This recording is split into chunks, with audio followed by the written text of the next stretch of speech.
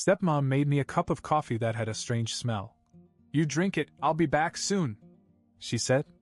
So I switched cups with my stepsister, and when she drank it, 20 minutes later.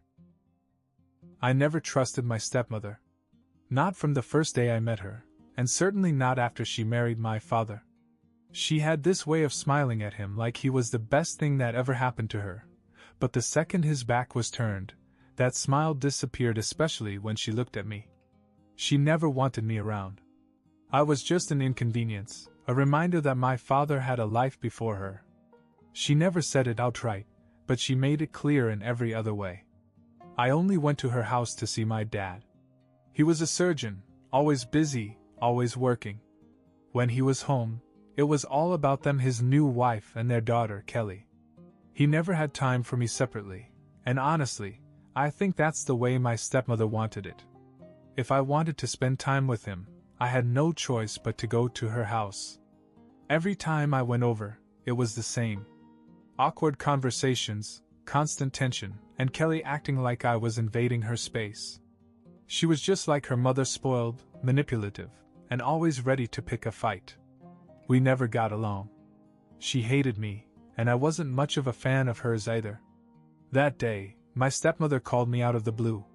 She said she needed to talk to me about something important, and that I needed to come over while my dad was at work. She wouldn't say what it was. Just that it was serious. I didn't trust her. Not even a little. But curiosity got the better of me. When I got there, she was nice. That alone was strange. She wasn't the type to pretend to be nice to me unless my dad was around, and he wasn't. She smiled, told me to sit down, and said she'd make me some coffee. That's when I knew something was wrong. She never did anything for me. Not unless there was a reason. I sat at the table and watched her move around the kitchen, too smooth, too quiet. After a few minutes, she set a cup in front of me. "Drink it, I'll be right back," she said. She didn't sit with me. She didn't wait for me to take a sip. She just set it down and walked away. I hesitated before picking up the cup. The smell hit me first, something bitter, something wrong. I looked down and noticed that something at the bottom hadn't dissolved. A thick, gritty residue. I wasn't paranoid by nature, but my gut was screaming at me. Before I could react, Kelly burst in. "Mom, make me one too," she whined.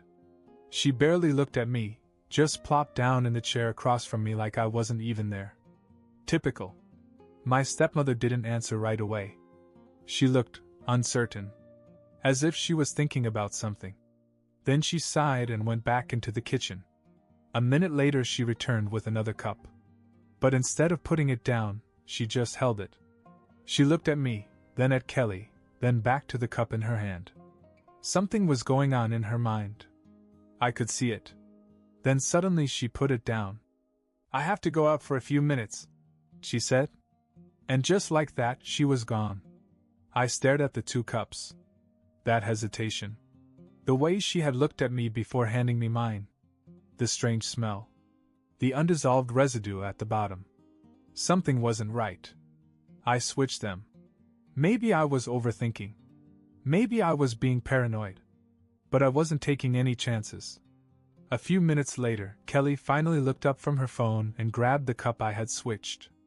She took a sip, made a face, then took another sip. "This tastes weird," she muttered. I didn't say anything. Just watched. Another sip. Then another. 5 minutes passed. She rubbed her forehead. "Ugh, why do I feel so dizzy?" I sat up straighter. Kelly blinked a few times, as if she was having trouble concentrating. Then she looked at me, confusion all over her face. "Did you put something in there?" she accused. Her voice was lower now, as if she was losing energy. Were you trying to poison me?" "I didn't mean to." She never finished the sentence. Her eyes rolled back and she collapsed. I barely caught her before she hit the ground. For a second, I just stood there, my heart pounding in my chest. Kelly was a dead weight in my arms, her body completely limp. This wasn't just dizziness.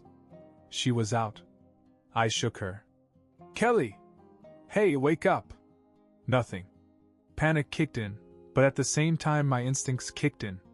I lowered her to the floor and tapped her face. Still nothing.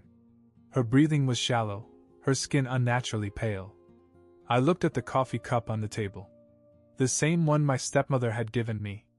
Holy shit. The realization hit me like a truck. I should be the one on the floor right now. I was still processing it when the front door swung open and my stepmother came back in. She took one look at Kelly on the floor and immediately started screaming. What did you do to her? Before I could get a word out, she grabbed her phone. I'm calling the cops. And your father? Right now! I was still kneeling next to Kelly, my mind racing. If the cops showed up, what would they think? Her daughter was unconscious. I was the only one here, and my stepmother was already accusing me. This was bad. Really bad. I had to think fast. You think I did this? I snapped. You made the coffee!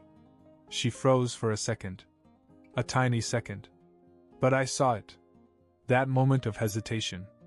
Then she doubled back. I made your coffee.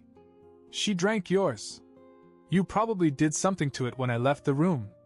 My hands clenched into fists. She was good. Too good. She wasn't just playing the victim, she was turning the whole thing on me so smoothly, as if she'd already planned for this possibility. She held the phone to her ear. Yes, I need an ambulance. My daughter, she's unconscious. And dash. She turned away slightly. I think my stepson has poisoned her. I swear my blood turned to ice. She was setting me up. I looked at Kelly. Her breathing was weak, but at least she was still alive. I had no idea what she had ingested, but I couldn't let my stepmother pin it on me. My dad.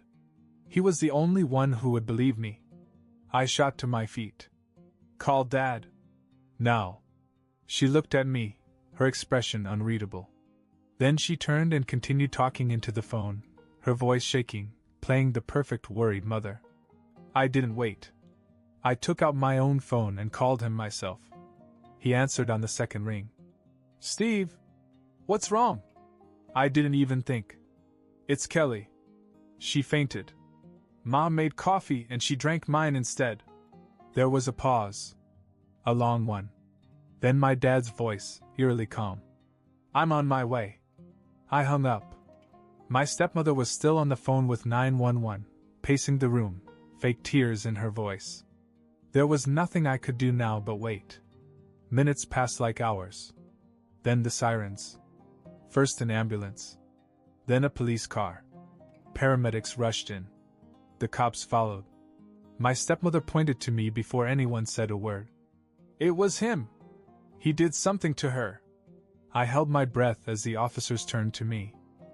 The cops looked at me, then at Kelly, who was lying on the floor. The paramedics were already checking her vitals, their faces unreadable. My stepmother wasted no time playing the hysterical mother. He poisoned her. I walked in and saw him standing over her. He even admitted she drank his coffee. I clenched my jaw. She was good, but I wasn't going down without a fight. One of the officers, a big guy with a serious face, walked up to me. Son, what happened here? I took a deep breath. She's lying. I turned to the paramedics. Is she breathing? One of them looked up. She's alive, but her heart rate is slow. We have to get her to the hospital. I turned back to the officer. I didn't poison her. My stepmom made me coffee. But something was wrong with it, so I switched our cups. Kelly drank mine. The officer frowned. So you're saying you were the target? My stepmother gasped as if I had just slapped her. Are you serious? You're actually listening to him? He hates us. Of course he's trying to pin this on me. One of the cops motioned for her to step back. Ma'am, let us do our job. I kept my eyes on the interrogating officer. Look, I don't expect you to just take my word for it. But if you test that coffee, I bet you'll find something in it. Something she put there. The tension in the room was thick. My stepmother was still putting on a show, wiping fake tears from her face, but I could tell she was nervous. She hadn't expected me to turn it on her. The front door burst open. My dad. He was still in his scrubs, as if he had left the hospital in a hurry. His eyes darted to Kelly, then to me, then to my stepmother. What happened? My stepmother ran to him, immediately switching her performance from blaming me to seeking comfort. Steve poisoned Kelly. I don't know why, but he dash. That's a lie, I interrupted. My father held up a hand. Enough. His voice was sharp, the kind of voice that made even the cops back off. He turned to the paramedics. How is she? We're taking her to the hospital now, one of them said. Dad nodded and looked at me again. Tell me everything. Right now, I exhaled. She called me over, said she had something important to talk about. When I got here, she was strangely nice. Made me coffee. I paused. But it smelled off. There was something in it. Then Kelly came in and asked for coffee, too. When my stepmother made hers, she hesitated before putting it down. As soon as she left the room, I switched them. Kelly drank mine. I could see my dad's brain working, putting the pieces together. Then the policeman next to me spoke. Sir, we need to take a statement from you as well. There are serious allegations here. Dad nodded slowly, his eyes fixed on my stepmother. Then I suggest you test the coffee. If there's anything in it that shouldn't be, I want to know. For the first time since this whole mess started, my stepmother actually looked scared. Everything happened quickly after that. The paramedics took Kelly to the hospital, and I could see how pale she was as they loaded her onto the gurney. She wasn't just passed out, whatever was in that coffee had really messed her up. The cops took the cup for evidence. One of them even told my stepmother that everyone in the house was under suspicion until they found out what was in it. That shut her up for a while. My dad didn't say a word to her. Not a word. He just grabbed his keys and told me to get in the car. We drove to the hospital in complete silence. When we got there, Kelly was already in a room, hooked up to monitors. A doctor was talking to the nurses and looking at her chart. My dad marched right over. What's wrong with her? The doctor recognized him right away. Dr. Carter, he said, looking surprised. She's showing signs of poisoning.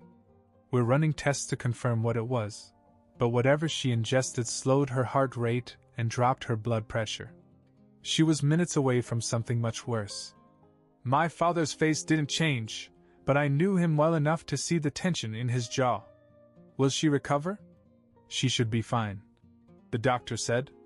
We caught it in time. Dad nodded, but he didn't look relieved. He looked angry. He turned to me.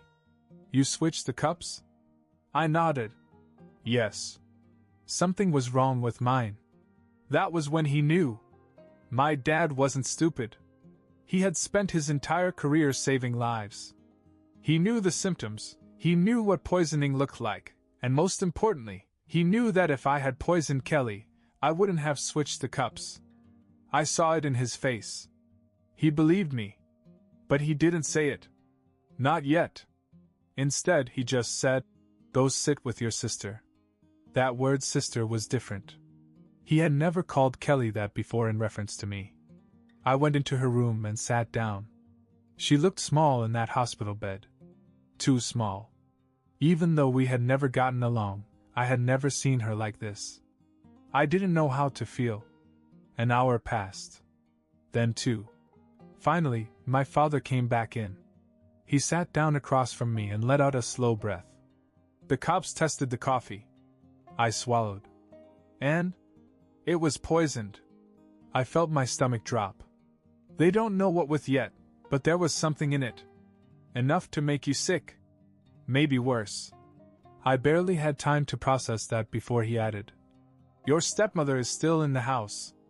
She doesn't know we have the results yet." I sat up straight. "What are you going to do?" My father's expression hardened. "I'm going to make her talk." I had never seen my father like this. He was always the calm, collected type, the guy who dealt with life and death situations every day without breaking a sweat. But now, he was furious.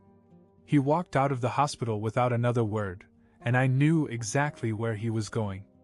I stayed with Kelly. She was still unconscious, but the doctors said she was stable. I sat there staring at her, feeling a strange mixture of guilt and relief. Guilt because she was only in that bed because I switched the cups. Relief that I wasn't the one lying there hooked up to machines. Time passed slowly. I had no idea what was going on in the house, but I knew my father. He wasn't going to let this go. Then my phone rang. It was him. "Come home," he said. His voice was tense. I didn't ask any questions. I just got up and left. When I got to the house, my stepmother was sitting on the couch, arms crossed, face pale. My dad was standing over her, hands on his hips, looking at her like she was something disgusting stuck to his shoe. I had never seen her look so trapped. Dad turned to me. "Sit down." I did. Then he looked back at her. "Tell him what you just told me." She hesitated. I could see her jaw clenching, as if debating whether to lie again. Then, finally, she spoke. "I didn't mean for this to happen." My stomach twisted. Dad didn't say anything. He was waiting. She swallowed hard. I love you. I love us. And he..." She shot me a look, her eyes cold. "He's always been in the way." The way she said it made my skin crawl. Like I wasn't even a person to her. She looked back at my father. "We had a life before he kept showing up. Before he started taking your attention away from us." My dad's face was unreadable. "So you decided to kill him?" Her lips trembled. I thought maybe if he wasn't around, things would go back to the way they were before." I felt sick. Dad's voice was deadly calm. "You poisoned my son." She shook her head quickly. "I just wanted him to get sick. Just enough so he wouldn't come around. I didn't mean to kill him." I laughed. I actually laughed. "Yeah? Well, congratulations. You almost killed your own daughter instead." She flinched. For the first time, I saw real horror in her eyes. As if she hadn't fully processed it until that moment. Dad stepped forward and lowered his voice. "This is what's going to happen." She looked up at him, frantic. "Please." He cut her off. "You're going to tell the police exactly what you just told me. And if you don't dash..." He leaned closer. "You'll never see another dime of mine. No money. No house. No nothing." She became completely still. Dad sighed. "But if you confess, I'll make sure the truth stays between us and the police. No press. No public humiliation. Just you taking responsibility for what you did." It was the only offer she would get. She hesitated for a long time. Finally, she whispered, "Okay." There was silence for a second. My stepmother sat there, pale and trembling, having whispered that single word, "Okay." She had no idea that my father had planned this. The moment she admitted to poisoning me, to wanting me gone, he reached into his pocket, pulled out his phone, and stopped the recording. Her face contorted in confusion. "What?" Dad turned the screen toward her, hit play, and we all heard her confession echo through the room. "I didn't mean for this to happen. I just love you. I thought maybe things would go back to the way they were when he wasn't around." Her own voice. Clear as day. It turned white. "You..." Dad cut her off. "I told you to confess to the police. You did just not the way you thought you would." I watched her panic. She looked between me and my dad and realized she had been completely played. She reached out, maybe thinking she could grab the phone, but Dad took a step back. "It's already backed up," he said coldly. "Even if you break the phone, it won't change anything." She began to breathe harder. You said this would stay between us." He crossed his arms. I lied. She opened her mouth as if to scream, but no sound came out. Then he walked past her, straight to his office. I followed. He sat down at his desk, opened his email, and within seconds sent the recording to the police, his lawyer, and just for good measure a local news station. "Now everyone knows," he said, staring at the screen. She was still in the doorway, frozen. He turned to me. She's going to jail. But I want her to lose everything first. I had never seen my father like that. Cold. Merciless. He picked up the phone again and called his attorney. I want to sue her for attempted murder, he said, his voice flat. And I want full control of the house, my accounts, and anything else she thinks she's entitled to. She tried to take my son. I want to make sure she never has the chance to take anything again. I just stood there and watched my stepmother fall apart. She was hyperventilating, shaking her head, muttering, "No, no, no," as if she could somehow undo everything that had just happened. She couldn't. The next morning it was over. The police had everything they needed: the toxicology report, the poisoned coffee, and most importantly, the recording of my stepmother admitting that she wanted me gone. There was no way out for her. My dad made sure of that. The press ate it up. News outlets ran the story with headlines like, "Doctor's wife arrested for attempted murder of stepson, accidentally poisons own daughter instead." Reporters showed up at the house, and my father gave a statement making it clear that he wasn't protecting her. That he was going to make sure that she paid for what she had done. When they arrested her, she went completely crazy. She screamed that it was all a lie, that I was the manipulator, that my dad was turning everyone against her. But it didn't matter. The evidence spoke for itself. She was charged with attempted murder, and because she confessed, the sentence was lighter than it should have been: 4 years instead of 8. 4 years in prison. 4 years to sit and think about how she threw it all away. Meanwhile, Kelly woke up. I was sitting in the hospital room when she finally opened her eyes. She looked at me, confused, her voice weak. "What happened?" I hesitated, then said, "You've been poisoned." She frowned, still groggy. "Poisoned?" I sighed. "Yes. Mom put something in my coffee. I switched our cups." It took a second for that to sink in. Then I saw it the moment she understood. Her whole body tensed. "Mom did that?" I nodded. She didn't say anything at first. Just stared at the ceiling, processing. Then, slowly, she turned to me. "You knew something was wrong. That's why you switched them." "Yes." She swallowed hard. "So, if I hadn't asked for coffee, you'd be in this bed?" I nodded again. She closed her eyes for a moment, and took a shaky breath. "Where is she now?" "Jail." She winced, but I could tell she wasn't surprised. Then she finally whispered, "I hate her." And for once, I didn't argue with her. A few days later, Kelly was released from the hospital. My dad didn't waste any time helping her find a place of her own, a small rented apartment in the city, away from all the memories of what had happened. He paid for everything, told her she didn't have to worry about anything. He just wanted her to be well. Before she left, we sat together in the living room, the house feeling emptier than ever. She looked at me for a long time and finally said, "I don't hate you." I blinked. "I mean, I did," she admitted. "For a long time. But you were also just a victim in all of this." She looked down at her hands.